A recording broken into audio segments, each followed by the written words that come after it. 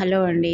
ఈరోజు వచ్చేసి నేను దోశ అనమాట, ఆనియన్ దోశ ఎలా వేసుకోవాలనేసి ఫస్ట్ ప్లెయిన్ దోశ వేసేసుకొని అందులో ఎర్రకారం, మన కడప కారం అనమాట, ఎర్రకారం వేసేసుకొని కొద్దిగా బొంబాయి చట్నీ ఎర్రకారం బాగా మిక్స్ చేసుకోవాలన్నమాట. ఈ రెండు వేసేసుకొని ఎర్రకారం, కారం ఎక్కువ తినేవాళ్ళు ఎర్రకారం వేసుకొని ఆనియన్స్ వేసుకుంటే సూపర్ టేస్ట్ ఉంటుంది అనమాట.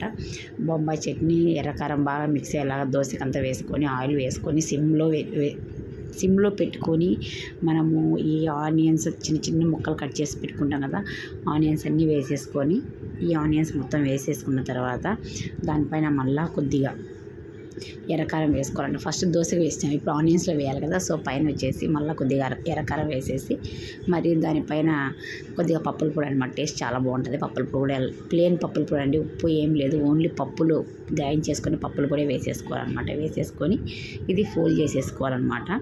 ఇలా ఫోల్డ్ చేసుకొని సిమ్లోనే మళ్ళీ ఇటు సైడ్ కొద్దిగా ఆయిల్ వేసేసుకొని సిమ్లోనే బాగా కాల్చుకున్నామంటే ఆనియన్ అంతా బాగా మెత్తబడిపోతుంది అనమాట.